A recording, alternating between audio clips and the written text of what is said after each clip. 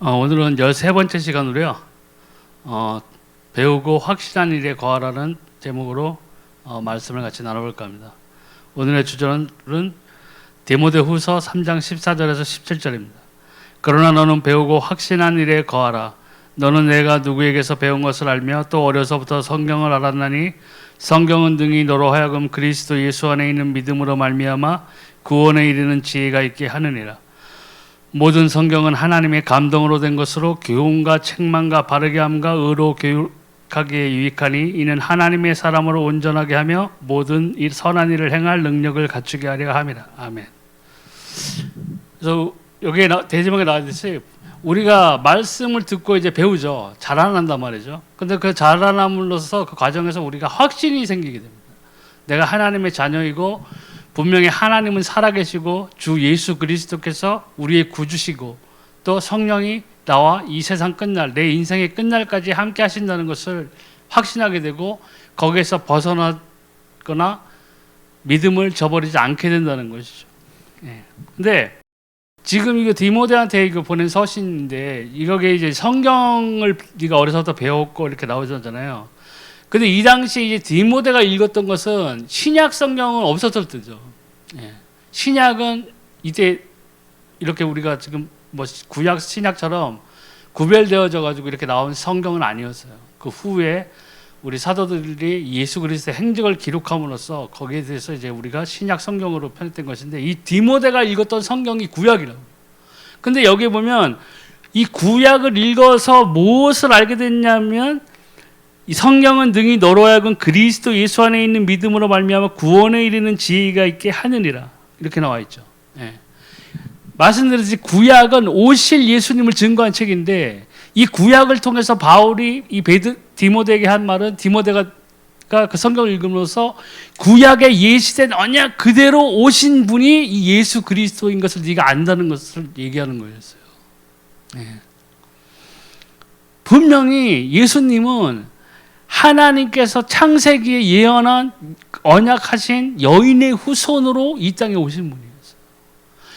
하나님을 떠난 원죄가 없어야 되기 때문에 원죄 없으신 몸으로 오기 위해서 아담의 씨가 아닌 성령으로 잉태되어서 성육신 하셔서 아무 죄 없이 우리를 위하여 대속하신 십자가의 제물로 피를 흘리신 거예요.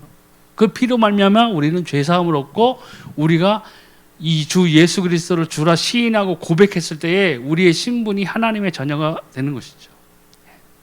첫 번째 성경의 성격을 보면은 성경은 하나님의 말씀입니다. 디모데후서 3장 16절 나오죠. 성경은 하나님의 영감으로 선지자 혹은 사도를 통하여 인간에게 주신 말씀이므로 우리에게 생명의 길잡이입니다.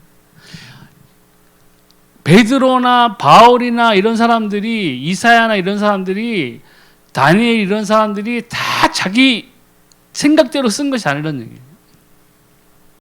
욥이 자기의 인생을 드라마틱하게 만들기 위해서 사단이 나를 참소했고 뭐 하나님이 나에게 이런 역경을 주셨지만 나는 하나님을 한마디도 원망 안 해서 내가 그 후에는 동방의 거부가 되었다는 것을 드라마틱하게 표현하려고 욥기가 만들어진 것이 아니라는 얘기죠.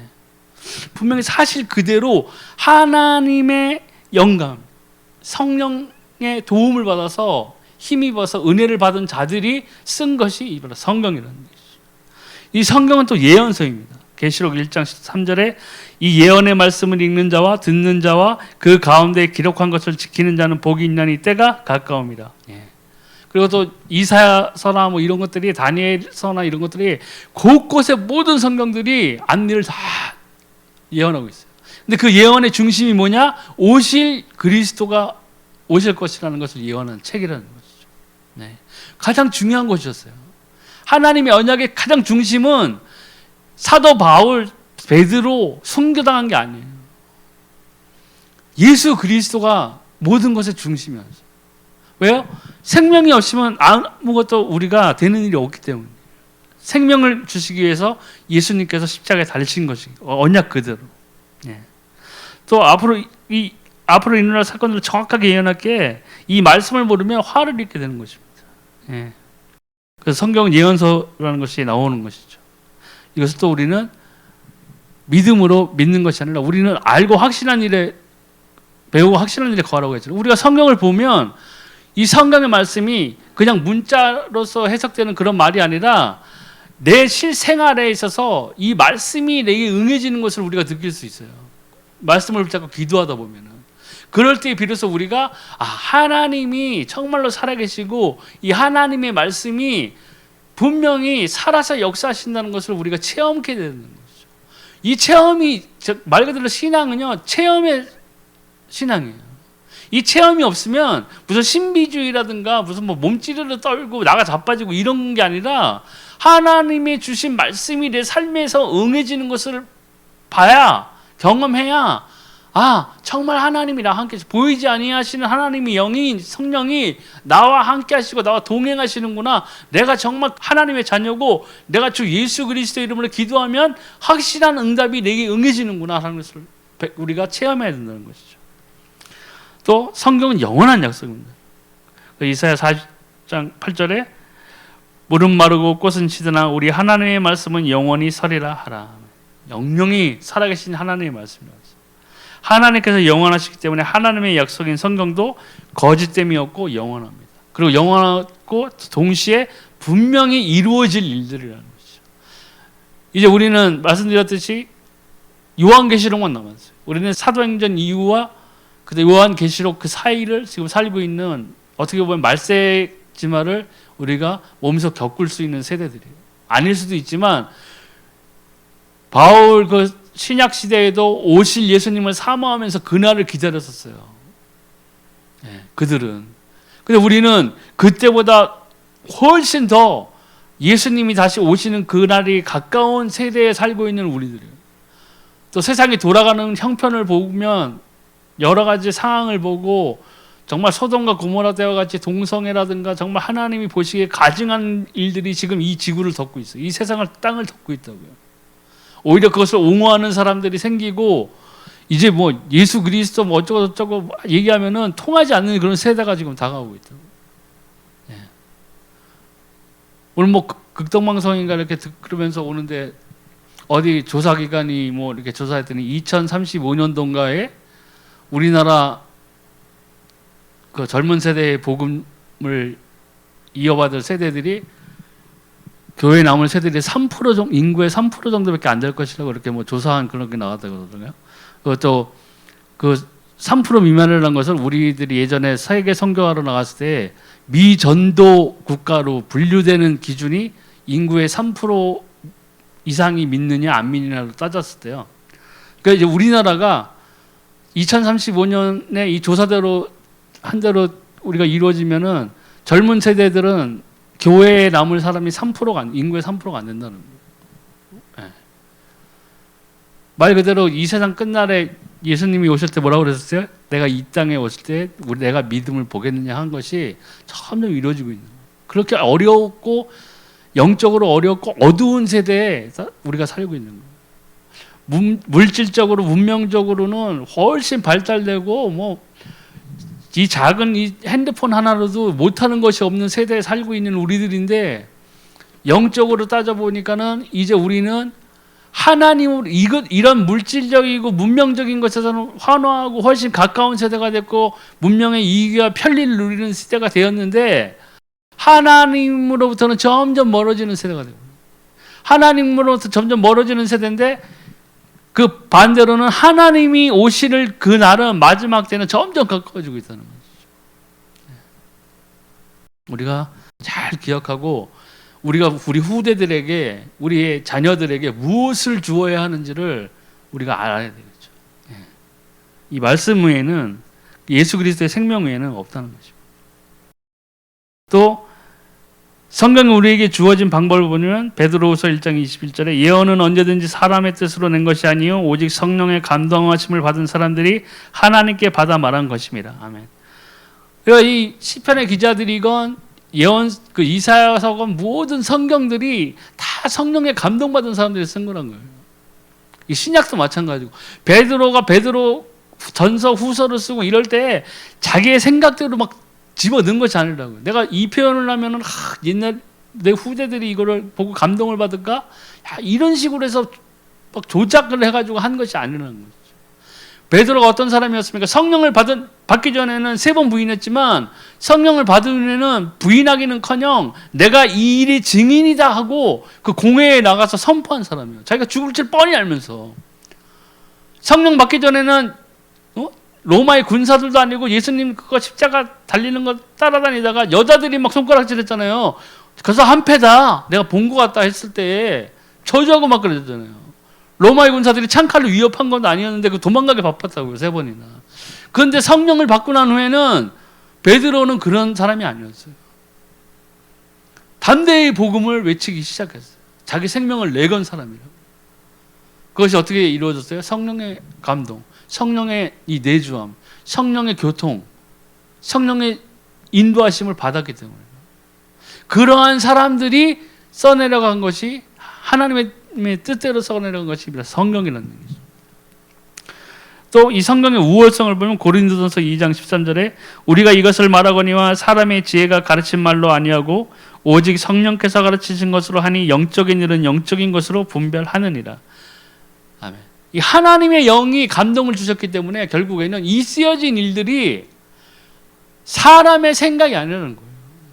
성령께서는 하나님의 속사정을 다 통달하셨다고 그러죠. 성령이 하나님의 감동으로 사람에게 임해서 하나님의 그 뜻 그대로 쓰여졌다는 거예요.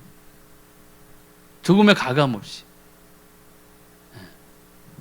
그러니까 다른 어떠한 이 세상에 존재하는 그 책보다 우월하죠. 우월의 가장 큰 이유는 다른 이 세상의 어떤 모든 책들은 감동을 줄 수 있고 웃음을 줄 수 있고 슬픔을 줄 수 있고 사상적인 그 포섭을 통해서 어떠한 사상가의 그 사상을 일으키는 철학에 관 그룹을 거장으로 일컬어질 만큼 하는 그런 정신세계를 갖다가 그려줄 수는 있지만 생명을 줄 수 있는 책은 없었다는 얘기예요. 없어요. 아예. 영원한 생명, 영원한 구원을 줄 만한 다른 어떠한 말을 쓴 책이 없다고요. 효력 있는 책이 없어요. 오직 이 성경에만 예수 그리스도의 생명을 말하고 이거 하나만 보더라도 다른 것들하고는 비교할 수가 없는 것이죠. 또 이 성경은 반드시 이 땅에서 다 이루어집니다. 마태복음 5장 17절 18절에 내가 율법이나 선지자를 폐하러 온 줄로 생각하지 말라. 폐하러 온 것이 아니요 완전하게 하려 함이라. 진실로 너에게 이르노니 천지가 없어지기 전에는 율법의 1.1획도 결코 없어지지 아니하고 다 이루리라. 아멘. 이 땅에서 우리가 하나님 나라에 서는 그날까지는 하나님의 말씀은 사라지지 않아요.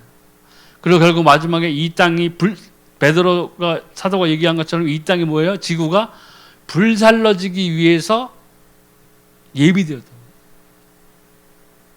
네.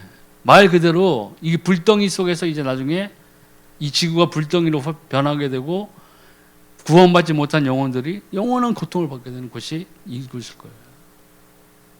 네.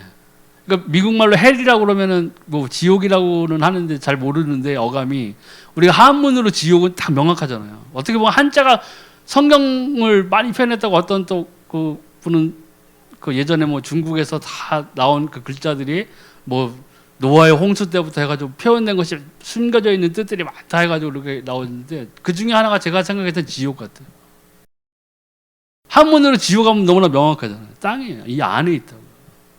그래서 또 베드로 사도는 또 예언하기를 이 지구가 불살러지기 위해서 예비되었다고 그랬어요. 준비된 바 되었다.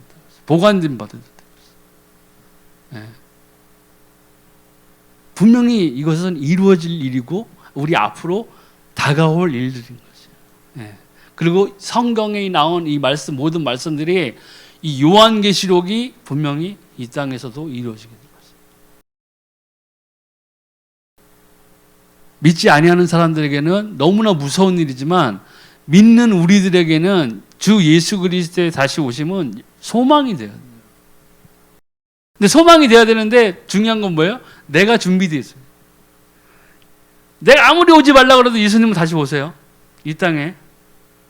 내가 하나님은 사랑 아니세요? 무슨 심판이에요? 해도 예수님께서는 재림하실 때에는 초림 때에는 세상 모든 죄를 짊어지고 가는 어린 양의 모습으로 오셨지만 재림의 예수님은 심판해 주러 오시는 거예요. 모든 권세를 지니시고 이 땅에 공의로 심판하러 오시는 거예요. 잘 기억하고 우리가 그것을 잊어버리면 안 되겠습니다. 또 성경은 아무도 가감할 수 없습니다. 성경을 변경하면 저주를 받게 됩니다. 신명기 4장 2절에 내가 너희에게 명령하는 말을 너희가 가감하지 말고 내가 너희에게 내리는 너희 하나님 여호와의 명령을 지키라. 아멘. 그 베드로 사도가 그 사도가 쓴 신약에 보면 나오죠. 성경을 억지로 풀다가 멸망한 자들이 있다 그랬어요. 그러니까 많은 이단들이 성경을 잘못 풀어서 박태선 그 옛날에 그 신앙촌 그분인가요? 그 사람도 뭐 무슨 나무 있는데 그게 그 중에 내가 하나다 해가지고 자기가 구세주라고 그런 식으로 했잖아요. 죽은 다음에 그 뭐 얘기 듣기로는 3일 동안 예수님처럼 해서 부활할 거라고 그 시체 다 썩을 때까지 막 옆에 사람들이 기다리고 했다는데 어리석은 일이죠. 성경을 그러니까 잘 한 번만 제대로 보면요 이단으로 넘어갈 일이 없어요. 예수님 외에는 다른 구세주가 없어요. 천하 인간의 구원을 얻을 만한 다른 이름을 주신 적이 없다고 그랬어요. 예수님 분명히 십자가상에서 돌아가시기 전에 육신적인 죽음을 받기 전에 뭐라고 했죠? 내가 다 이루었다고 그랬죠. 그런데 사람들은 거기에 막 다 이상한 것을 껴넣기 시작한 거죠. 마리아 뭐 예수님으로는 부족해. 성모 마리아가 있어. 우리에게 교황이 있어. 별걸 가지고 다 집어넣는다고요.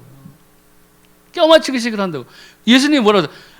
나중에 그리스도라고 여기서 그리스도 저기서 그리스도라고 얘기해도 따라가지 말고 쫓아나가지 말고 하려고 그랬어요. 왜요?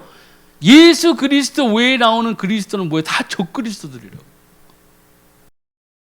성령을 바로 알면 한 번만 제대로 기억하고 그 말씀을 참으로 믿었다면 이단에서 빠지는 사실 없는 거예요. 근데 여기저기서 뭐 이상한 소리 듣고 뭐 어머니 하나님이 있다는 거 휙 가버리고 막 이렇게 돼버린다고요. 동영 확신이 없는 거예요. 여기에 배우고 확신한 일에 거하라고 했는데 배우긴 배웠는데 확신을 못하는 거예요.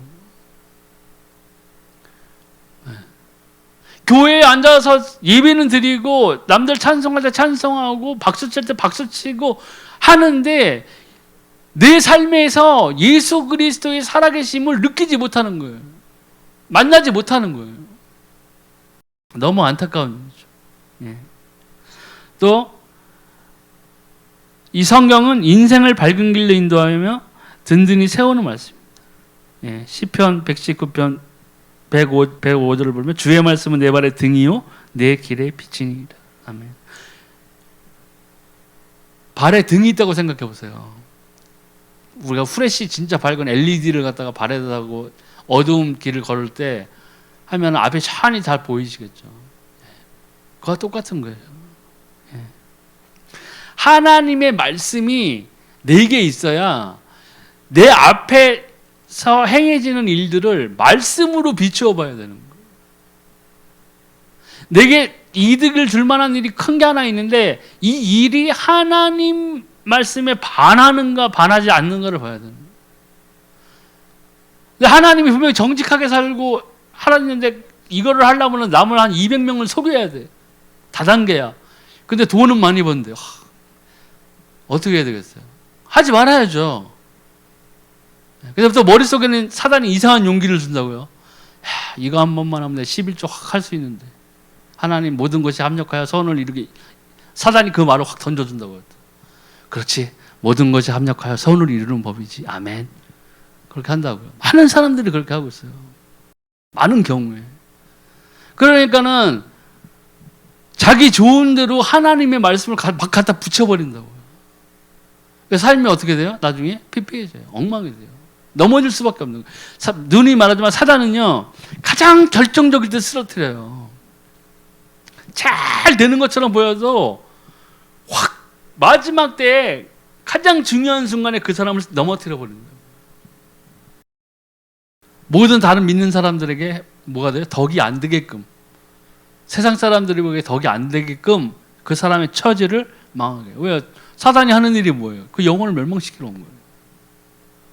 그 삶을 피폐하게 하고 생명을 죽이고 그 육신의 생명뿐만이 아니라 영원한 삶을 택하지 못하도록 그렇게 만드는 게 사단의 철저한 계획이라고.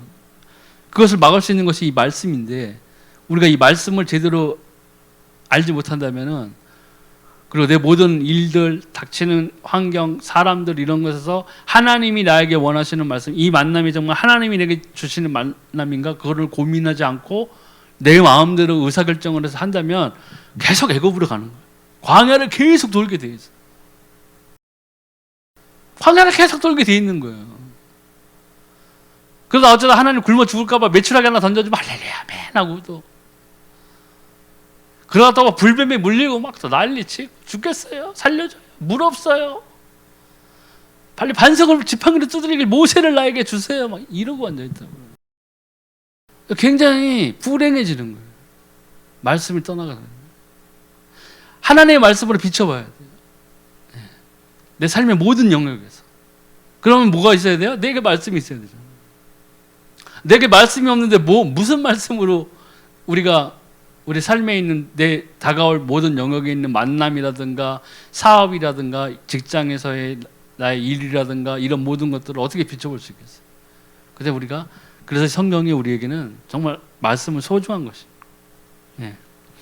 또 사도행전 20장 32절,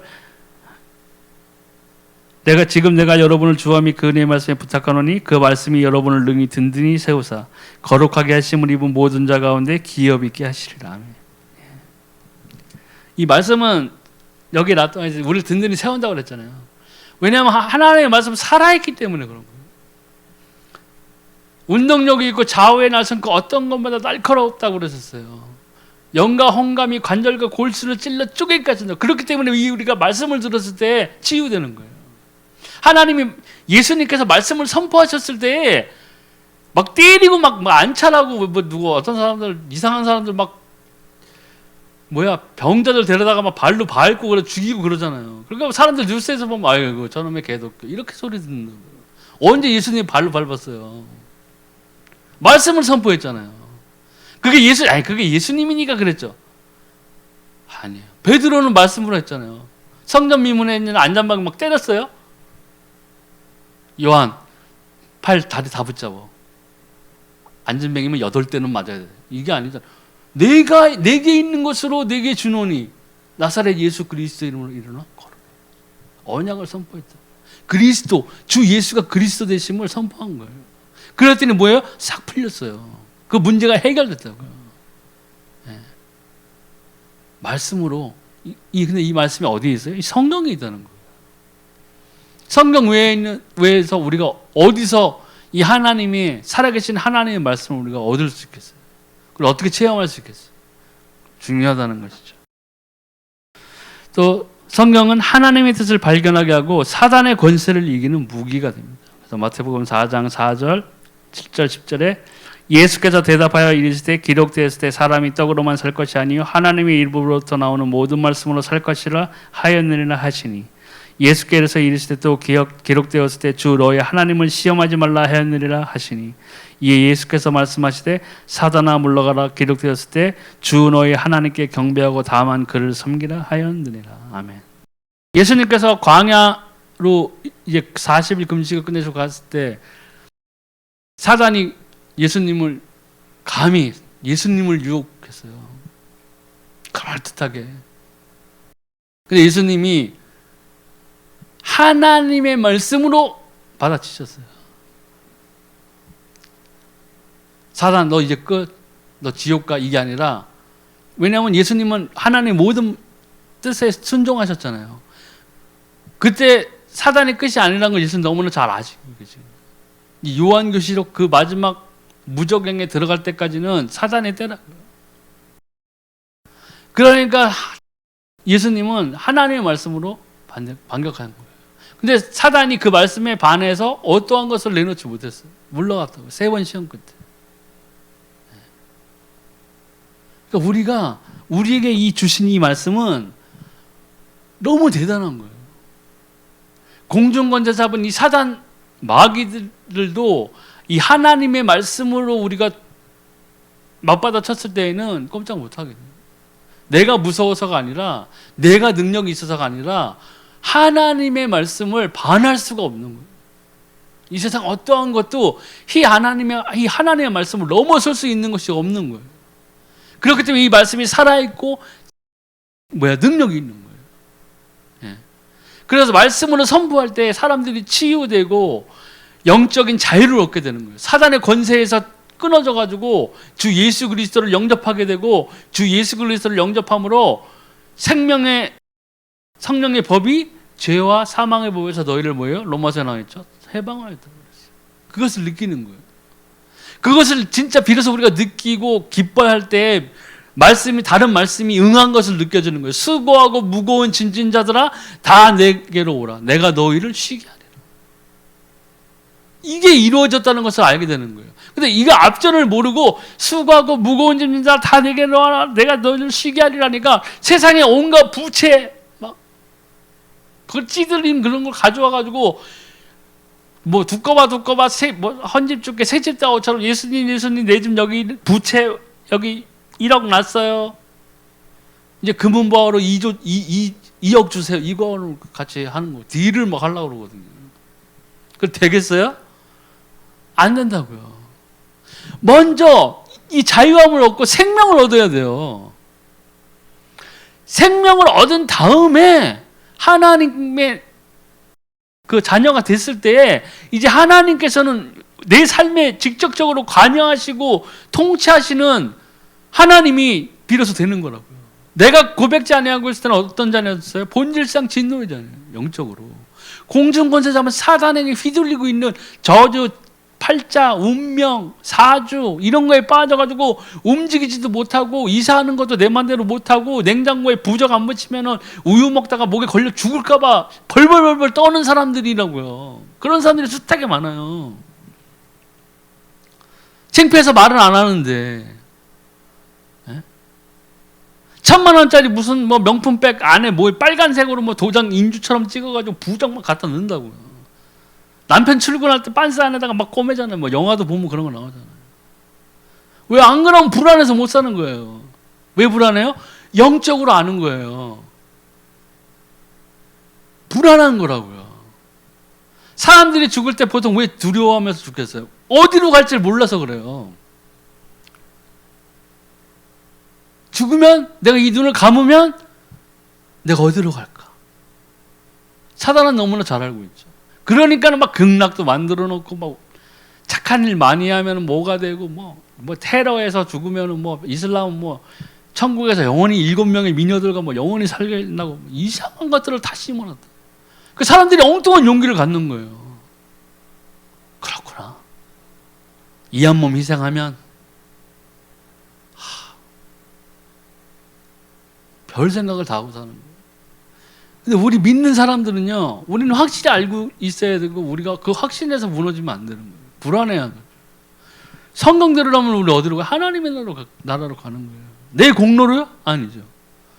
다 이루신 주 예수 그리스도의 공로를 힘입어서 그 피로 우리가 속죄함을 받아서 그냥 고아처럼 이 세상에 떨궈져 있는 것이 아니라 하나님께서는 우리에게 하나님의 자녀가 되는 권세를 주셨다고 했어요.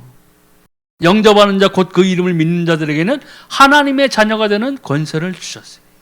20년 후가 아니라고.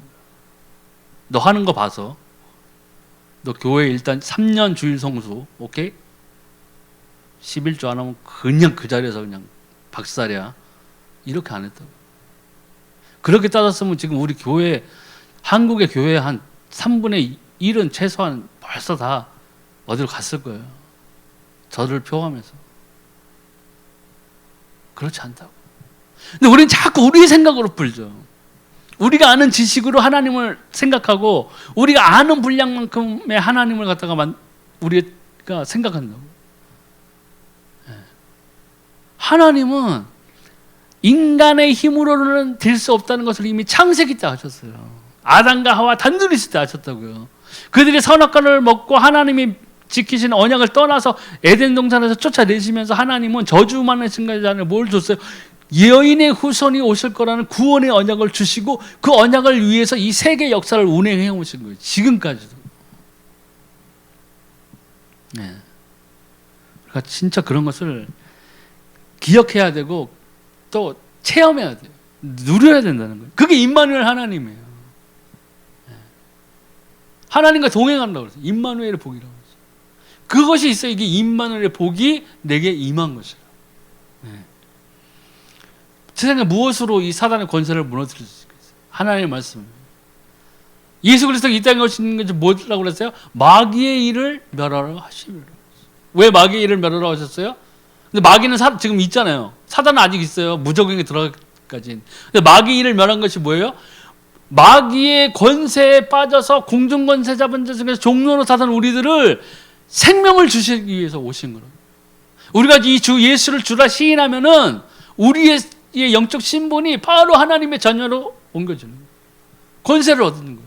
그때부터는 이제 주 예수 그리스도의 이름으로 기도할 때 우리가 기도의 응답을 받게 되어 있다는 거예요. 이 성경에 분명히 나왔어요. 엄청난 것이죠. 그럼 두 번째 성경의 내용을 보면 성경의 주제는 뭡니까? 인간이 마귀의 유혹을 받아 하나님을 알지 못하고 죄인이 되었고 그 죄로 인하여 지옥으로 간다는 사실을 경고하겠습니다. 예. 그래서 창세기 그 3장 1절에서 15절 사건이 바로 그거였죠. 예. 인간이 사단의 뱀의 게임에 빠져가지고 하나님이 먹지 말라는 선악과를 먹게 된 그 사건으로 인해서 하나님을 떠나게 된 거예요. 그것이 이 인간이 하나님을 떠나게 되었고 우리의 삶에 고통이 들어온 거예요. 첫 사람 아담과 하와는 하나님으로부터 전적인 축복을 받았어요. 공중에 나는 새, 땅에 있는 모든 동물들, 바닷속의 고기들, 모든 것들을 다 다스리게 하는 권세를 주셨다고. 축복을 주셨어요. 아담한테 모든 그 당시에 지어졌던 동물들의 이름을 누가 지었어요? 아담이 지었다. 하나님이 아담을 얼마나 존중하고 사랑스러워했는지를 우리가 알아요. 하나님이 아담 앞에 놓고 자, 코끼리 1번 들어와. 쫙. 이거 코끼리, 아담이고 코끼리. 이게 뭐라고? 코끼리요. 이렇게 한 게 아니라 아담이 다 자기만 이름을 지었어요. 그리고 아담이 얼마나 똑똑했어요? 지혜롭고 지식이 많았어요. 그 모든 동물들을 다 기억했다. 그죠? 오늘은 코끼리인데 내일 지나가는데 어이 자라 이러고 막 저 바다에서 자라가 물에서 나오겠지. 제 이름이 뭐였지? 이거 하면 아니죠. 그만큼 하나님으로부터 모든 것을 축복을 받은 인간이었어요. 근데 이 하나님을 떠남으로써 우리가 이 죄 가운데 이제 거하게 된 거죠. 저주 가운데 거하게 된 거죠. 그렇기 때문에 하나님께서는 우리의 삶에 구원이 필요하다는 걸 이미 그때부터 아시고 예수 그리스도가 오실 거라는 그 언약을 선포하신과 동시에 모든 그 후의 세월을 유대 민족의 역사를 통해 가지고 그 안에서 다윗의 뿌리에서 혈통 가운데에서 이 예수 그리스도가 올 것이라는 것을 이루어 나가기 위해서 계속 이스라엘 민족을 유대 민족을 끌고 나가시던 거예요. 그래서 이 신약에 나온 것이 마침내 그 구원의 언약, 구약의 언약 그대로 예수님께서 오셨다는 것을 증명한 것이 신약인 거죠. 예. 또 하나님을 알지 못하고 죄인 된 것만 해도 그런데 이 죄를 인하여 지옥으로 한다는 것까지. 예. 마지막에 지옥으로 떨어진다는 것을 나오게 했어요. 그래서 에베소서 2장 1절에 보면 그는 허물과 죄로 죽었던 너를 살리셨도다. 그때 너희는 그 가운데서 행하여 이 세상 풍조를 따르고 공중의 권세 잡은 자를 따랐으니 곧 지금 불순종의 아들들 가운데서 역사하는 영이라. 전에는 우리도 그 가운데서 우리 육체의 욕심을 따라 지내며 육체와 마음에 원하는 것을 하여 다른 이들과 같이 본질상 진노의 자녀였다. 영적 소속이 이 진노의 자녀였어요. 그렇기 때문에 지옥으로 가는 거예요. 그 사람이 인간적으로 세상에 우리의 법률로 봐가지고 진짜 나쁜 사람은 찔러 죽이고 수십 명의 사람을 갖다가 도탄에 빠뜨리는 사기죄를 짓고 해서 가는 것뿐만이 아니에요. 그게 아니라 제일 원초적인 문제는 영적인 이 문제를 하나님을 떠난 문제를 해결하지 못했기 때문에 가는 거예요. 세상에는요 의로운 죄인이 있어요. 의로운 죄인이 있고 죄 짓는 의인이 있다고요. 근데 우리 크리스찬은 뭐예요? 우리는 죄 짓는 의인이에요. 죄를 질 수 있어요. 사람이기 때문에. 근데 그 신분은 보니까 뭐예요? 우리는 예수 그리스도로 인해서 이미 의인이 된 거예요. 마음으로 믿어 의에 이르고 입술로 시인하여 구원에 이른다고 그랬어요. 근데 다른 불순종하는 사람들, 불순 아들들하는 불신자들은 뭐냐? 의로운 죄인. 의롭긴 해요. 선한 일을 많이 종교를 따라서 불교에 그 해가지고 나쁜 일 하면은 무슨 지옥 9층 지옥 뭐 어디로 떨어진다니까 난 좋은 일 해야지. 거지들한테 밥 주고 다른 사람들의 욕 한마디 안 하고 선한 일 하고 그렇게 산다고요. 근데 신분을 딱 보니까 뭐예요? 중요한 것이 죄인. 원죄를 해결 못했어요. 그 원죄가 하나님을 떠난 것인데 하나님을 떠난 것을 해결하지 못했다고. 그러니까 아무리 의로움을 쌓아도 아무 소용이 없게 되는 거예요. 아무 소용이 없게 돼요. 우리가 이러한 것들을 알고 다른 사람들에게 정말 알려줘야 되는 것은 이 그리스도가 많이 생명을 줄 수 있다는 것을 알려줘요. 그게 바로 복음이에요. 그래서 자유함을 주는 거예요. 어두운 영들에 갇혀가지고 인생을 허비하며 살고 온갖 우상에 빠져가지고 그 고통 가운데 살고 하는 사람들에게 정말 그 영적인 사실을 사단이 있고 이 사단에게서 빠져나올 수 있는 유일한 해결책은 뭐예요? 이 예수 그리스도밖에 없다는 이 복음을 생명을 알려줘야 돼요. 그것이 전도예요. 교회 소개가 아니에요. 우리 교회는 부지 100만 평에 동양 최대 뭐 어쩌고 저쩌고 지하 주차장은 8층까지 있사오며 엘리베이터 거래 미모는 뭐 동양 최고이고 이게 소용없다는 거예요. 본질을 생명을 던져줘야 돼요. 내가 있는 거. 베드로가 사도가 얘기한 것처럼 내가 있는 것으로 난 남이 가진 것은 없지만 뭐예요? 내게 있는 것으로 내게 주고 나사렛 주 예수 그리스도를 걸어라. 우리 주변에 이것을 생명을 놓치고 어두운 가운데서 지금 고통받고 있는 사람들이 영적인 문제를 겪고 있냐. 그 사람들 말을 안 해서 그렇지 정말 희심한 거예요. 저도 귀신에게 시달리고 있다는 것을 내 그때 고등학교 때 그 같이 지냈던 6, 7명 되는 아주 베스트 프렌드들 있었어요. 그 친구들한테도 제가 얘기한 적이 없었던 거예요. 나만이 알고. 근데 우리 엄마 아빠한테도 얘기 안 했다 그랬잖아요. 네. 안 했어요. 쪽팔리니까. 안 믿어주고 무슨 귀신이야 씨. 귀신 씨나라 까먹는 소리 하고 있네. 이런 거 얘기 들을 거니. 그러니까 그런 걸 얘기 들어서 남한테 얘기한 적이 없어요. 거의 없어요. 근데 그게 내가 예수님을 만났을 때 어떻게 됐어요? 해결되었어요.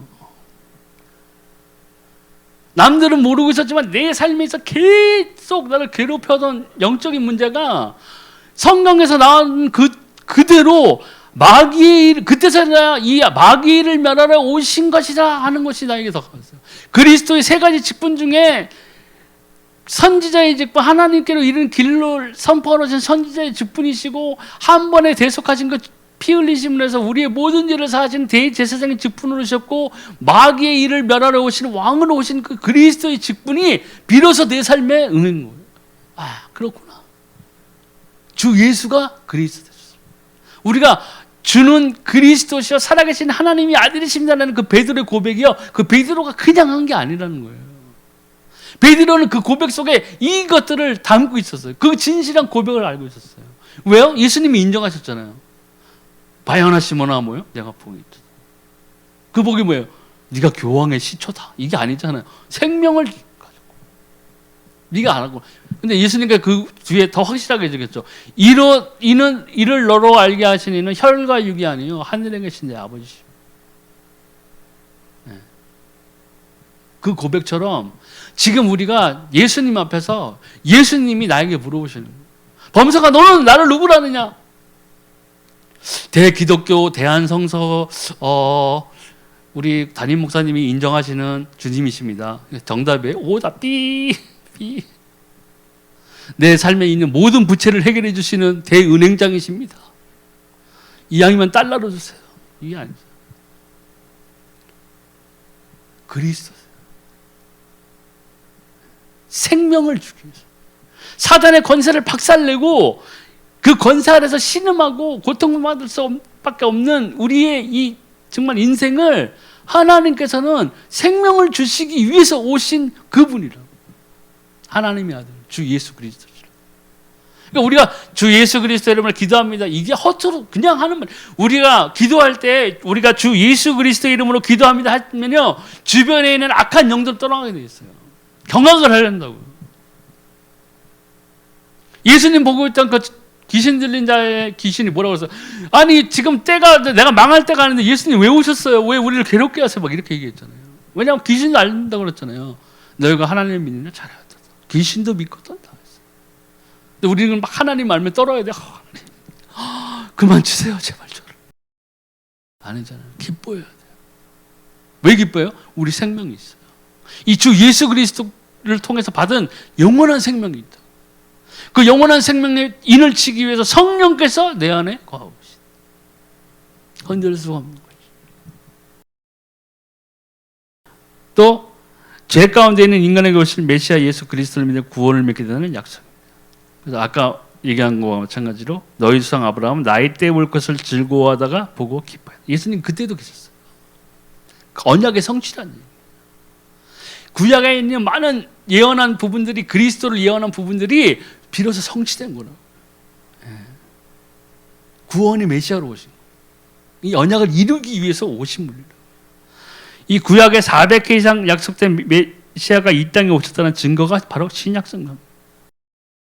그러므로 주께서 친히 징조를 너희에게 주실 것이라 보라 처녀가 잉타하여 아들을 낳을 것이요 그의 이름을 임마누엘이라 하리라. 아멘. 하나님이 우리가 동행하시다. 처녀가 아이를 낳는다고 그랬죠. 동정녀 마리아에게서 나온다는 것이 성령으로 잉태된다는 그대로 이루어지시는 거예요. 또 마태복음 1장 21절에 아들을 낳으리니 이름을 예수로 하라. 이는 그가 자기 백성을 그들의 죄에서 구원할 자이심이라 하니라. 아멘. 이름까지도 예비되어 있어요. 성경 그대로 이루어졌어요. 1.1획도 틀리지 않아요. 하나님이 중간에 하나님의 말씀을 그대로 운행시켜주고 계신 거예요. 그렇기 때문에 예수님이 성육신하셔서 육신을 비록 입었지만 하나님의 아들이시고 성부 하나님의 아들이신데 예수님이 중간에 투정 부리신 거 있었어요? 없잖아요. 그대로 순종하셨어요. 우리 같으면 막 그냥 아버지 그만 좀 해요 진짜. 가뜩이나 육신이고 이상한 거 얇은 피부 안에다 지금 안에 갇혀 있는데 지금 짜증나 죽겠는데 하필이면 목수 아들이 뭡니까 아버지? 목수 아들이 이랬을 수 있잖아요. 나 같았으면 그랬을 것 같아요. 막 십자가에 달리기 전에 내가 얼마나 나 같으면 앙탈을 부렸을 것 같아요. 아버지 꼭 이러셔야 돼. 피 그냥 내가 그냥 찔러서 하면 안 됩니까? 바늘로? 이런 텐데 그대로 십자가에 달리시면서 그 고통 가운데에서 우리의 죄를 대속하기 위해서 그 사역을 마무리하셨어요. 그 마무리하시면서 분명히 말씀하셨죠. 내가 다 이루었다. 하나님의 뜻대로 다 된 거죠. 그러니까 우리에게 죽기까지 충성하라고 그랬죠. 예수님은 그 본을 보이신 거예요. 또 이 예수를 영접하자는 그 속에 성령이 있어서 그를 인도하신다는 약속. 요한복음 14장 16절 26절 내가 아버지께 구하겠으니 그가 또 다른 보혜사를 너에게 주사 영원토록 너희와 함께 있게 하리니. 그 다음에 로마서 8장 2절에 이는 그리스도에서 안에 있는 성령의 법이 죄와 사망의 법에서 너를 해방하였습니다. 우리는 분명히 해방된 자예요. 이 예수 그리스도의 언약을 통해서 우리는 생명을 얻은 자예요. 잊어버리면 안 돼요. 이게 흔들리면 계속 흔들리게 돼 있어요. 예배드리고 찬송 부르고 목사님한테 이 강대상에 선포되는 말씀을 들으면 힘을 팍 얻어가서 그렇지 내가 하나님의 자녀지. 아멘. 교회 끝나고 이제 집에 가면 갑자기 또 텔레비 보면 우울하고 월요일이 걱정이네. 출근하기 싫어. 왜 우리 가장 하나님 왜 우리 가장을 이상한 사람을 붙여줘가지고 이게 광야인가? 이게 요단인가? 자기 혼자 막 상상하고 그 막 흐지부지 돼요. 세상에 나가면 우뚝 서가지고 빛을 발해야 되는데 계속 흔들리게 돼요. 이게 없으니까 그래요. 교회 가면 하나님의 자녀인 것 같은데 밖에 나와 보면은 하나님의 자녀가 아닌 것 같아요. 계속 흔들린다. 배우고 확신하는 일에 거하는 것이 그만큼 중요해요. 이 살아계신 하나님의 말씀이 내 삶의 영역에서 이루어져야 돼요. 기도하면 선포하면 이루어져야 된다고요. 그때 기쁨이 충만하는 거예요. 그때 정말 기쁜 거예요. 그렇구나. 하나님은 분명히 살아계시고 주 예수 그리스도께서 분명히 지금도 살아 역사하시고 성령이 나와 함께 동행하시고 아멘. 하나님 감사합니다. 이렇게 돼요. 이루어지니까 삶에서 하나님의 나라가 임하는 것을 보는 거예요. 그만큼 소중한 거예요. 그러면 이 성경을 배우는 목적은 요한복음 20장 31절 오직 이것을 기록하면 너희로 예수께서 하나님의 아들 그리스도이심을 믿게 하려 함이요 또 너희로 믿고 그 이름을 힘입어 생명을 얻게 하려 함이니라. 제일 중요한 거예요. 생명이에요. 생명. 다른 건 다 있는데 생명이 없으면 아무 소용이 없는 거예요. 세계에서 피아노를 제일 잘 치는 사람인데 나는 피아노는 아마 세계에서 막 최고. 예수님을 몰라. 죽으면 어디로 가요? 안타깝지만 생명이 없기 때문에. 피아노를 잘 치지만 생명이 없기 때문에. 내가 무엇을 잘하지만 생명이 없기 때문에. 내가 무엇을 죄를 엄청나게 지었지만 우리는 예수의 생명으로 구원을 받을 수는 있는데 내가 죄 없이 내가 50년 동안 한 번도 욕을 안 하고 보이는 거지들마다 다 밥을 주고 적선해주고 아픈 이웃이 있으면 가서 닦아주고 씻겨주고 고아들을 먹이고 했는데 뭐가 없으면 생명이 없어요. 지옥 간다. 너무나 안타까운 일이에요. 후회해도 소용이 없는 거예요. 내가 비록 좀 모자르고 내가 넘어질 때 넘어지고 내가 비록 부하지는 않고 남을 잘 도와준 적은 없고 그냥 내 인생 살아가는 것 같이 살았지만 내가 하나님 앞에 딱 섰을 때 보니까 나의 의가 아닌 뭐예요? 그리스도의 생명, 피 흘리심으로 내가 생명을 얻은 것을 발견하게 된다는 거지. 그렇기 때문에 십자가에 달리실 때 2명의 강도들 중에서 1명 구원 받았잖아요. 1명은 저주했지만 네가 하나님의 아들이야? 그럼 우리도 같이 한번 십자가에서 내려봐봐. 하나님의 아들이라면. 그때 1명은 뭐라고 하죠? 이분은 우리 죄를 가운데서 죽거니와 이분은 죄 없으시다. 그리고 주여 나를 기억하옵소서. 그래서 예수님이 뭐라고 그랬어요? 정가 몇 범이냐? 살인은 약한 곤란한데 강도니 이게 아니죠. 내가 진실로 너희를 오늘 밤에 네가 나와 함께 낙원에 있으리라. 고백했어요. 입술로 시인했다고요. 얼마나 이것이 하나님의 전적인 은혜고 선물이란 구원은 선물이라는 것을 우리가 확실하게 알아야 돼요. 이 생명이 제일 중요해요.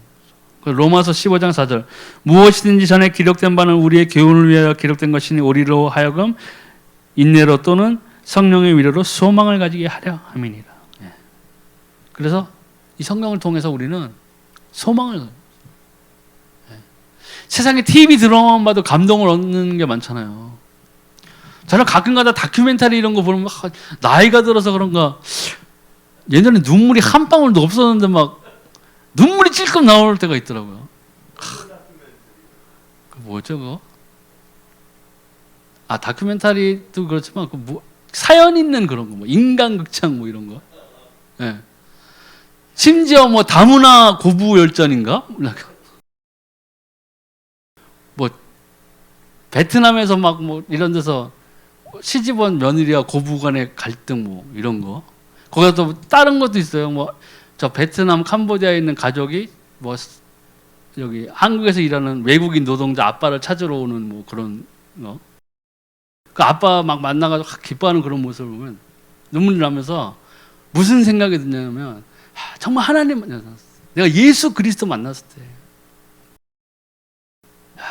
얼마나 감격스러워. 정말 얼마나 감격스러워. 그래 예수님 딱 만나 예수님이 나는 예수님 하는데 예수님이 내가 너를 도무지 모르노라.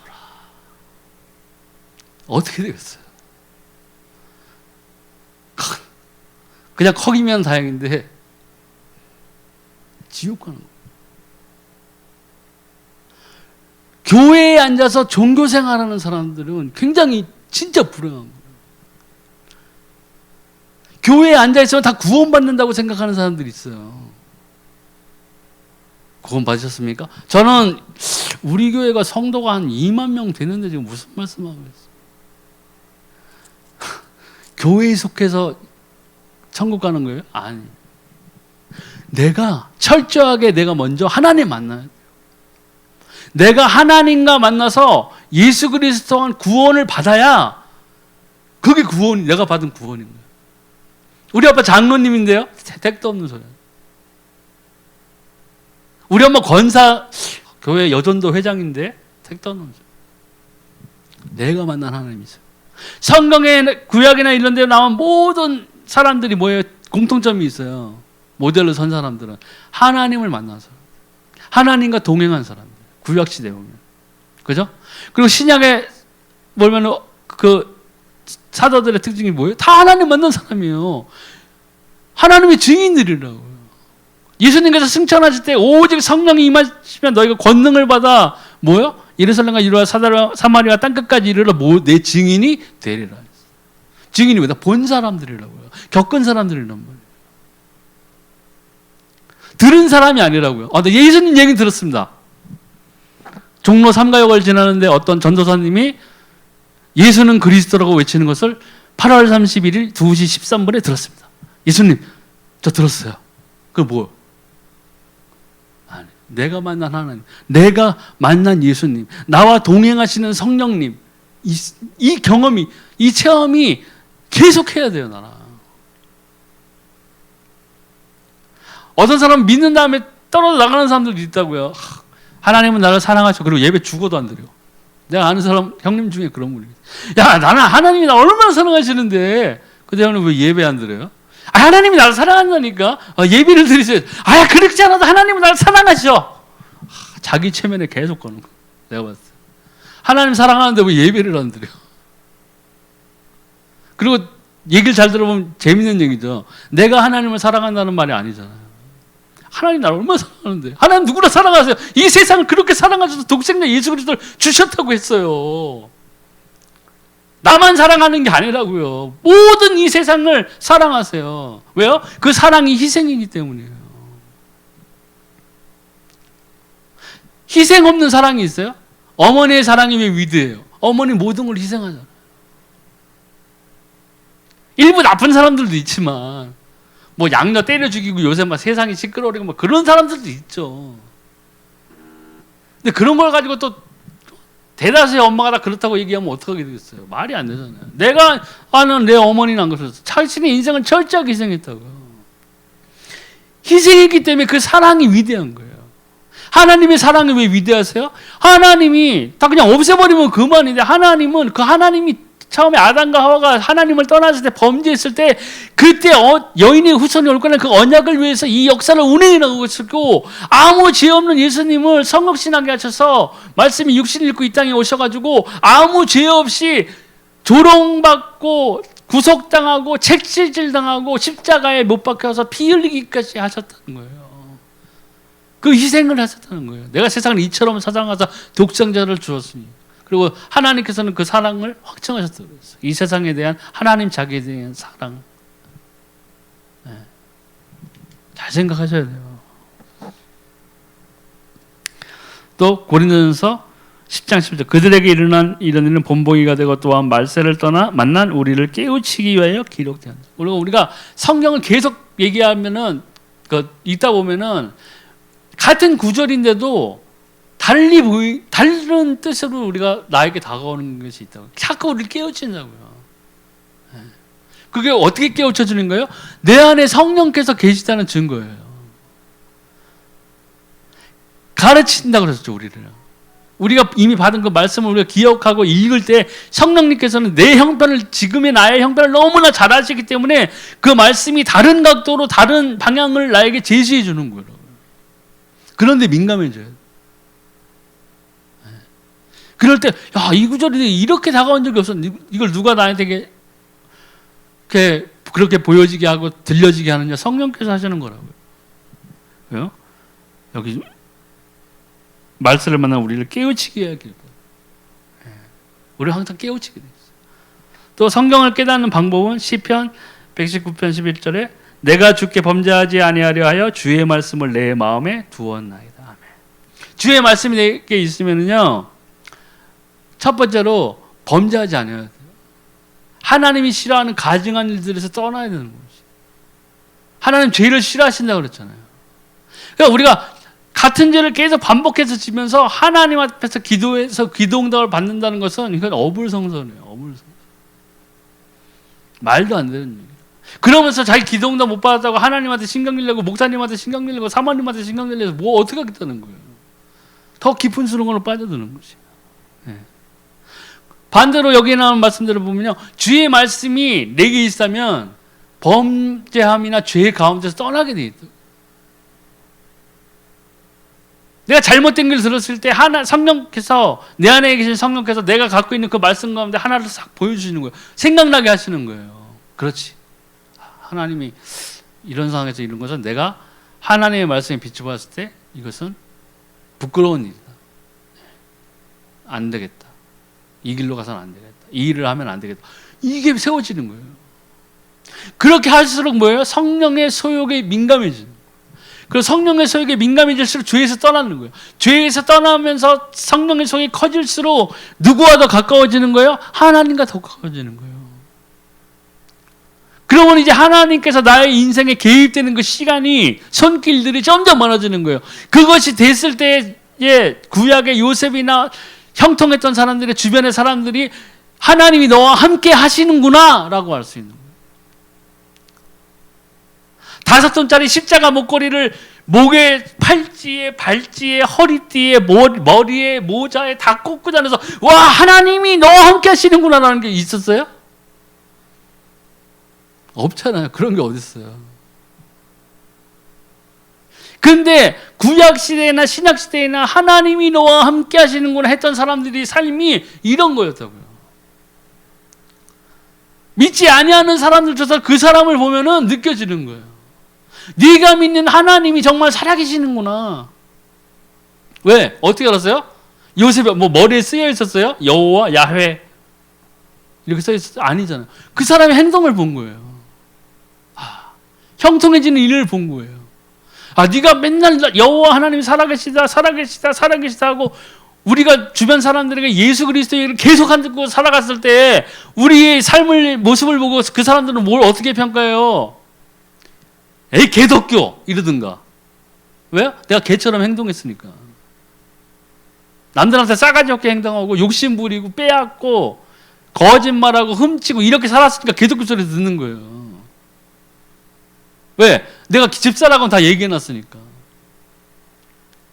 개 드세요? 내가 안주 집사인데 개돈 떼어먹겠어요? 그리고 획 떼어먹어. 그럼 어떻게 되는 거예요? 예수님이 욕먹어요? 그럼 개덕교 집사는 소리 듣는 거예요. 근데 우리가 이 성경의 말씀대로 살고자 하고 내가 성령의 인도에 귀 기울여 살기로 하고 하면서 내 주변 사람들에게 예수님 정말 좋으신 분입니다. 예수가 생명이십니다. 하고 외치고 다녔을 때 그 사람들이 우리의 삶의 형통한 부분들을 봤을 때에 우리 삶의 모습에서 예수 그리스도의 향기가 나는 것을 봤을 때에 그 사람들이 비로소 우리를 인정해 주는 거라고요. 그때 가서 뭐라고 그 사람들이 그러는 거예요? 구약에 나오듯이 신약에 나오듯이 너야 하나님 참이구나. 네가 정말 하나님 있는 사람이구나. 그러니까 하나님이 정말 살아계시는구나. 나도 이 하나님을 믿고 싶다. 이렇게 돼야 되는 거라고요. 근데 불행하게도 지금 우리나라의 형편은 그렇지 않죠. 다 손가락질 받기 바쁘다. 그러니까 우리가 바뀌어야 돼요. 나부터 바뀌어야 돼요, 사실은. 예. 저도 여기 나와서 이렇게 말씀을 같이 나누고 있지만 제가 잘나서 여기서 하는 건 절대로 아니에요. 예. 저도 얼굴 때문에 막 부끄러워요. 이것도 내가 참 나도 생각해도 얼굴이 좀 두꺼운 놈이다. 나도 진짜 두껍다, 두꺼워. 근데 어떻게 할 수 없어요. 뭐예요? 하나님 말씀은 살아있어요. 이 말씀은 분명히 살아있어요. 말씀을 선포할 수밖에 없어요. 그래서 이 말씀을, 이 하나님의 말씀의 특징은 뭐냐면요, 전하는 자도 은혜 받고 듣는 자도 은혜 받아요. 제가 말을 잘해서가 아니에요. 이 성경, 내가 갖고 있는 이 성경 이게 특별한 활자로 돼 있어서 아니에요. 무지개 빛깔로 돼 있는 활자라서 아니에요. 이 말씀이 살아있기 때문에 그런 거예요. 이 말씀이 하나님의 분명히 살아계신 말씀이기 때문에 이 말씀이 선포되고 복음이 선포될 때에 기쁨이 있는 거예요.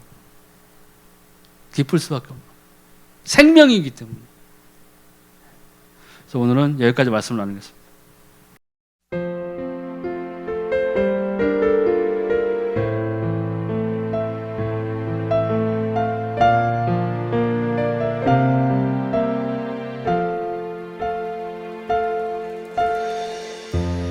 나를 사랑하시는 주 나의 마음을 드려요